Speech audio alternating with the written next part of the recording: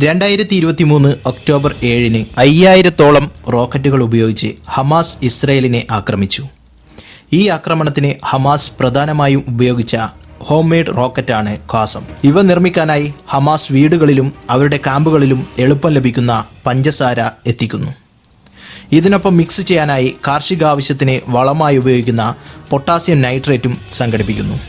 റോക്കറ്റിൻ്റെ body ഉണ്ടാക്കാനായി വെള്ളം ഒഴുക്കാൻ ഉപയോഗിക്കുന്ന metal പൈപ്പുകളും Hamas സംഘടിപ്പിക്കുന്നു. ഇതിനൊപ്പം സ്ഫോടനം നടത്താൻ ആവശ്യമായി TNTയും പൊട്ടിത്തെറിക്കുമ്പോൾ നാശം വിതയ്ക്കാൻ ആവശ്യമായ മെറ്റൽ ചീളുകളും സംഭരിക്കുന്നു. ഇത്രയും സാധനങ്ങൾ സംഘടിപ്പിച്ചതിന് ശേഷം പഞ്ചസാരയും പൊട്ടാസ്യം നൈട്രേറ്റും മിക്സ് ചെയ്ത് ചൂടാക്കി ഉരുക്കും. എന്നിട്ട് ഇത് പ്രൊപ്പലൻറ്റ് സ്ലഗാക്കി മാറ്റും. എന്നിട്ട് ഈ പ്രൊപ്പലൻറ്റ് റോക്കറ്റിൻ്റെ ബോഡിയായി ഉപയോഗിക്കുന്ന വാട്ടർ പൈപ്പിലേക്ക് ഒഴിക്കും.